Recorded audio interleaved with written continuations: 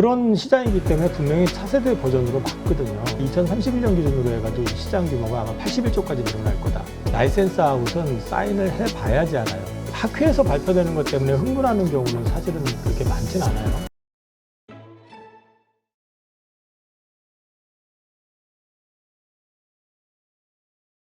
그리고 또 오늘 우리 시장에서 특징적이었던 게 반도체 말고도 제약바이오인데 오늘 알테오젠이 상당히 좀 선방하는 모습을 보였어요. 4%대 상승으로 마감을 했는데 알테오젠이 이번 달이죠. 이번 달 빅파마랑 좀 뭔가 있으려나? 라는 기대감들이 나오고 있는 것 같아요. 뭐 올해 상반기에 2건의 라이센스 아웃을 뭐 예상을 하고 있다. 뭐 이런 이야기들 이전부터 나왔었는데 좀 기대를 해봐도 될까요? 그 SC 제형으로 해가지고 만들 수 있는 기술을 가지고 있고 그거를 실제로 애로가 가능한 회사는 두 군데인데 이제 할로자인 같은 경우는 이제 특허 만료 시점이 임박한 데다가 또 자기네들이 이제 계약을 할 때 보면은 특정 분야에 대해서는 독점을 줘버렸기 때문에 대상을 확장을 못 시키는 반면에 네. 알테오젠은 독점을 주질 않았기 때문에 이제 그 가능성은 항상 있어요. 근데 SC 제형 같은 경우는 일단 투약 편의성이 좋잖아요. 그쵸. 자기가 직접 할 수 있고 시간도 짧아지고 어쨌든 그런 게 있다 보고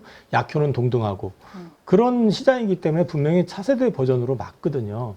그래서 그쪽에 대한 이제 니즈는 당연히 커질 거기 때문에 그건 언제 나와도 나올 수 있다라고 보는 건 맞아요. 근데 이게 자꾸 3월에 몇 월에 된다 이런 얘기 하는 게 진짜 어려운 얘기인 게 라이센스 아웃은 사인을 해봐야지 알아요. 정말 사소한 걸로 틀어질 수 있고 그 다음에 그쪽 전략 자체가 자기네들의 어떤 주력 약품 자체가 특허가 아직 많이 남아있고 경쟁 상대가 없으면 굳이 만들 필요가 없은 거예요. 그러니까 이제 그런 부분들 때문에 지금 사실 키트루다 같은 경우도 특허 만료가 임박했기 때문에 다른 애들이 못 들어오게 하려고 그러는 거거든요. 네. 특허 만료가 임박하게 되면 바이오 시밀러 회사들이 막 개발을 들어가가지고 만료 딱 되는 시점에서 이 시밀러들 출시해버리게 되면 가격이 심하게 빠지는 거는 기존 약가의 85%까지 빠지는 경우들도 있어요. 85에서 90까지. 그러니까 못 견디니까 그 전에 특히나 이 키트루다 같은 경우는 글로벌 판매 1위잖아요, 약이. 그러니까 이제 이런 부분들을 방어하기 위해 가지고 이제 SC 제형을 개발을 해서 만들어서 이걸 등록을 해서 특허를 연장시키려고 하는 목적인데 특허가 오래 남았고 약효가 정말 엄청나게 좋고 대안이 없어. 이런 만들 필요가 없잖아요. 그러니까 이제 그게 협상하는 과정에서 카운터 파트너가 아주 급한 회사가 아니면 그냥 시간 끌고 갈 수도 있는 거예요, 사실은요. 네. 그래서 이거는 언제 되느냐 이런 부분들에 대해서는 이제 특정하기는 좀 어렵고 다만 SC 제형 자체가 향후의 추세로 봤을 때는 이쪽으로 넘어가는 게 일반화될 가능성이 높다라는 게 개인적인 생각이거든요. 그래서 언제든지 이 알테오젠 같은 경우는 이제 계약과 관련한 이런 부분들은 항상 있을 가능성이 있다 이렇게 보시는 게 맞을 것 같아요.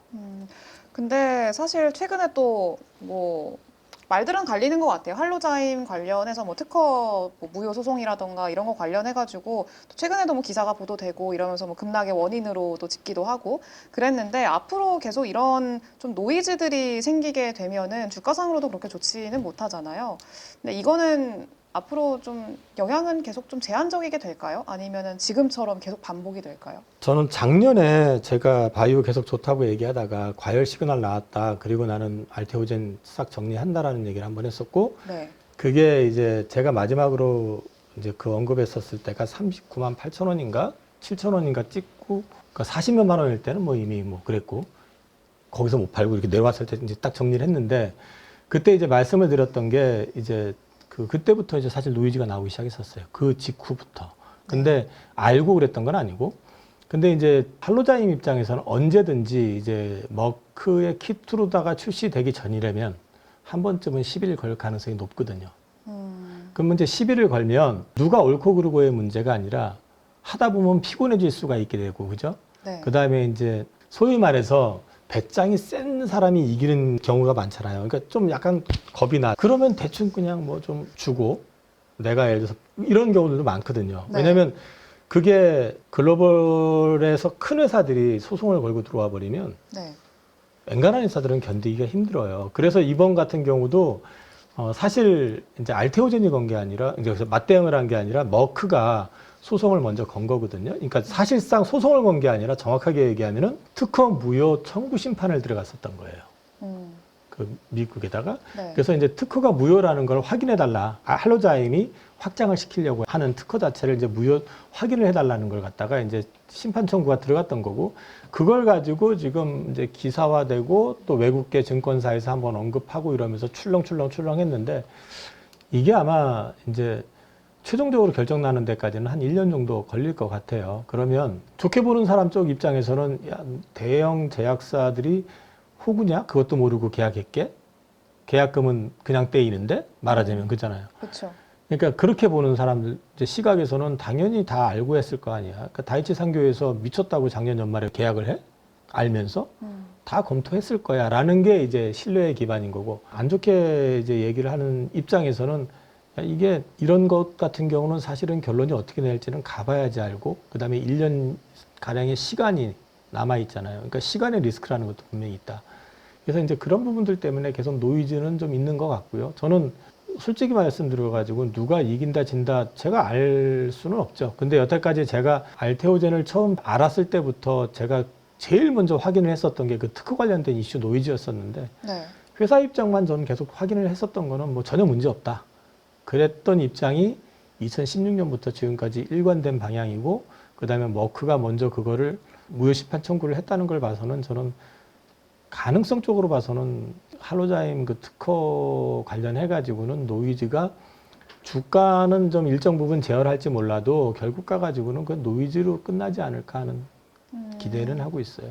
기대는 좀 해볼 수 있다라고 좀 계속 앞으로 나오는 좀 내용들은 계속 체크를 해보기는 해야 될 것 같아요. 네, 근데 그만큼 또 알테오젠이 이렇게 강하게 좀 움직임이 나오는 만큼 SC 제형에 대한 좀 관심도는 높아진 것 같은데, 최근에 SC 제형으로 좀 출시하는 약품들이 꽤 많아지는 것 같아요.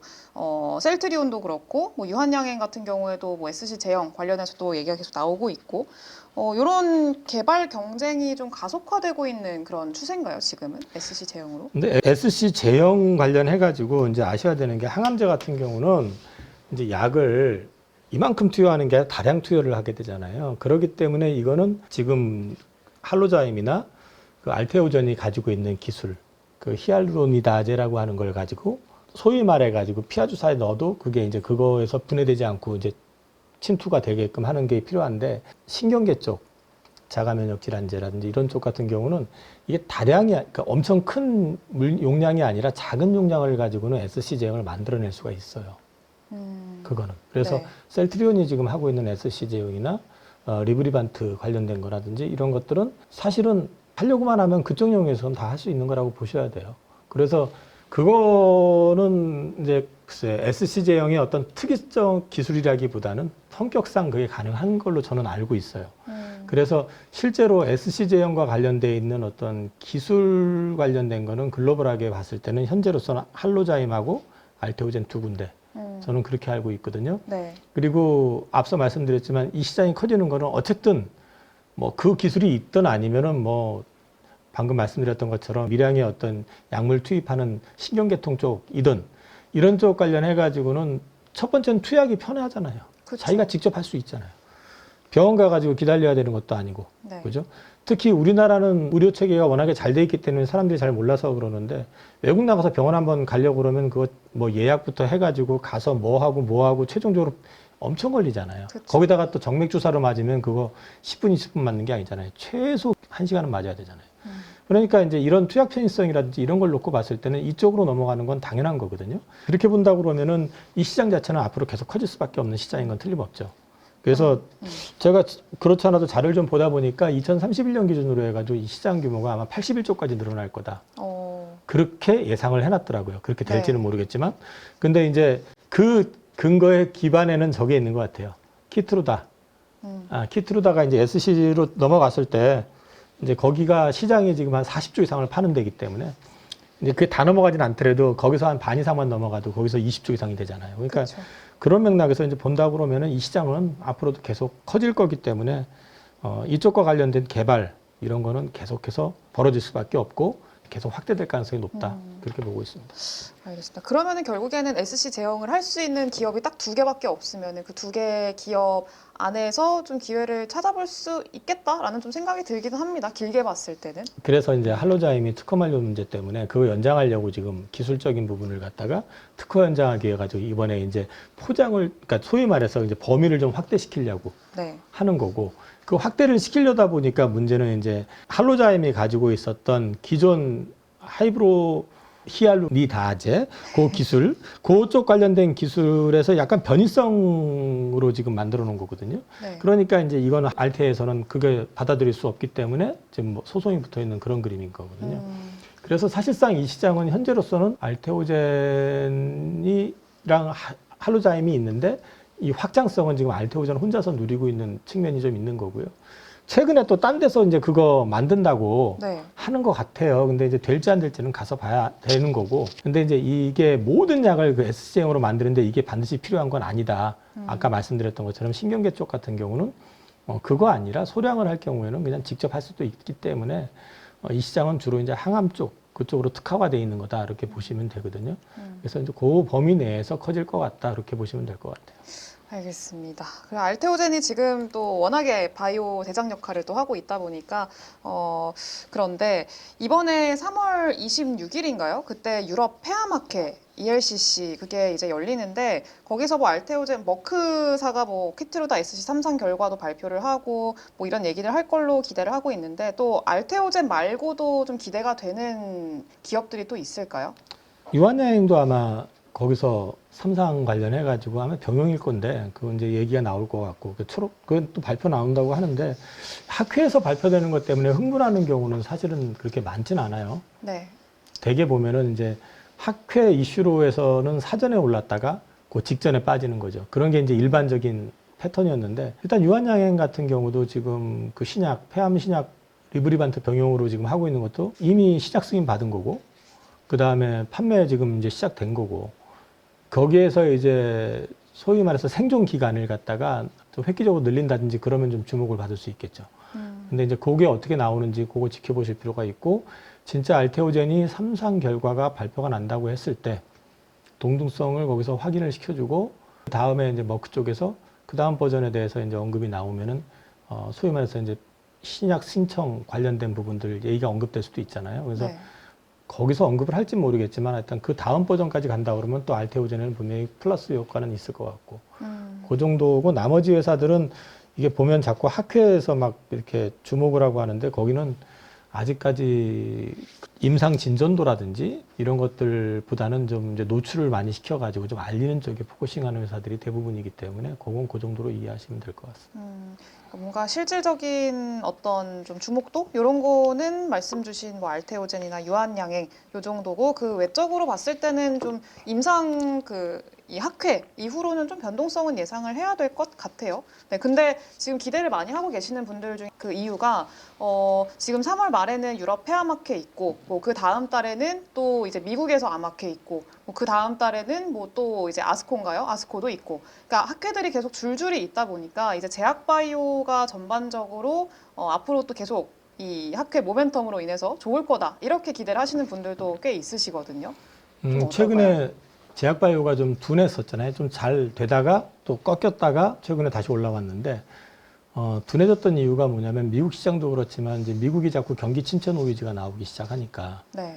그러면서 이제 금리 인하에 대해서 기대감은 갖고 있는데 분위기가 안 할 것처럼 자꾸 이제 연준 의장은 뭐 펀더멘탈 괜찮아 이러고 있고, 그러다 보니까 이제 살짝 좀 눌리는 경기 침체 노이즈하고 맞물려가지고 그랬던 측면이 있고요. 근데 이제 이 부분에 있어가지고 지금 트럼프가 지금의 행보를 갑자기 180도 바꿀 가능성은 없어 보이거든요. 그 사람 하는 스타일로 봐가지고는 결국 지금 추세로 유지를 해나가면서 금리 더 떨어뜨리려고 할 거고, 금리 인하를 빨리 하게 만들 수도 있을 것 같고, 어찌됐든 간에 3월, 4월까지는 계속해가지고 이제 그런 노이즈가 있을 것 같기 때문에 그 범주 내에서 바이오가 혼자서 독주하기는 쉽지는 않을 거다. 근데 저는 작년에 과열 시그널 말씀드리고 나서 이제 정리했다고 했다가 올해 들어와가지고 1월에 그랬나 2월에 그랬나 모르겠는데 바이오 다시 지금 편입 시작했다고 말씀을 드렸던 거가 있는데, 바이오는 계속해서 괜찮을 거라고 저는 봅니다. 그래서 이제 꼭 알테오젠이 아니더라도 우리나라가 이제 기술적인 측면에서 어느 정도 검증이 되어 있는 플랫폼이나 그다음에 라이센스 아웃을 통하고 그다음에 임상을 지금 단계를 밟아가는 회사들의 그 백업 데이터들이 나올 때마다 계속 그 부분을 모니터링 해보시면 단기 투자를 통해 가지고 기대해 보실 만한 부분이 분명히 있다. 근데 이제 뭐 학회 일정, 뭐 아스코가 언제부터 언제까지고 거기에 누구 나온대더라. 그렇게 해서 투자해서 뭐 10% 20% 수익 내는 거 만족하시는 그 투자 방식하고는 저하고는 좀 맞질 않기 때문에 저는 그걸 못해요. 재주가 없기 때문에 그거는 원래 하시던 대로 하셔야지. 그런 분들이 갑자기 얘네 기술이 어쩌고 뭐 임상이 어쩌고 이거 고민하면 또 그것도 못해요. 네. 그러니까 이제 자기 패턴에 맞게 하시면 될 것 같아요. 그러면은 지금 시점에서 제약바이오를 좀 본다면은 좀 종류가 여러 가지가 있잖아요. 뭐 플랫폼 관련한 기업들이 있을 수 있고, 뭐 CDMO 혹은 뭐 바이오시밀러 이렇게 좀 특징이 있을 것 같은데 가장 좀 주목하고 계시는 쪽은 어느 쪽이에요? 저는 그냥 여태껏 계속 그래왔지만 플랫폼 쪽이에요. 네, 왜요? 플랫폼 쪽을 계속 좋아했었고 그 다음에 플랫폼의 강점은 뭐냐면 약물을 바꿔가지고 계속 라이센스 아웃이 가능해요. 플랫폼만 검증이 된다면. 롱액팅 기술을 갖고 있다면 이 롱액팅이 필요한 성장 호르몬으로 갈 수도 있고, 그죠? 이게 단순히 한 군데 두 군데로 가는 게 아니에요. 네. 그러니까 이게 가능한 쪽으로 해가지고 계속해서 넘어가요. SC 제형 필요하면 항암제가 하나만 있는 게 아니잖아요. 그렇죠. 암 종류도 굉장히 많잖아요. 그러니까 관련돼 있는 쪽으로 해서 다 플랫폼화 될 수가 있어요. 뇌질환 관련해서 BBB 셔틀? 네. 그것도 마찬가지잖아요. 개발하는 회사들한테 다 팔아먹을 수 있고 그것도 뇌질환도 그냥 하나만 있는 게 아니잖아요. 여러 가지가 있잖아요. 그러다 보니까 이 플랫폼이 검증만 된 거라면 이건 정말 제약사들, 뭐 글로벌 제약사들보다 오히려 더 나을 수도 있죠. 그 기술만 가지고도 계속 해가지고 라이센스 아웃 해가지고 계약금 받고 마일스톤 받고가 아니라 그게 상용화 됐을 땐 계속 해가지고 로열티 받을 테니까. 그게 이제 할로자임이 해왔던 방식이거든요. 네. 근데 이제 할로자임이 전략을 잘못 선택했던 거 하나는 독점권을 줘버렸다는 거죠. 그러니까 너도 나도 개발할 때 독점권을 줘버렸으니까 이쪽이 되면은 이쪽에서만 받게 되는 거잖아요. 그렇죠. 근데 나머지는 할 수가 없잖아요. 그러니까 알테오전이 나와가지고 보니까 할로자임이 독점권을 줬으니까 나머지는 다 할 수 있잖아요. 그럼 얘들 상대로 해가지고 계약이 됐던 거죠.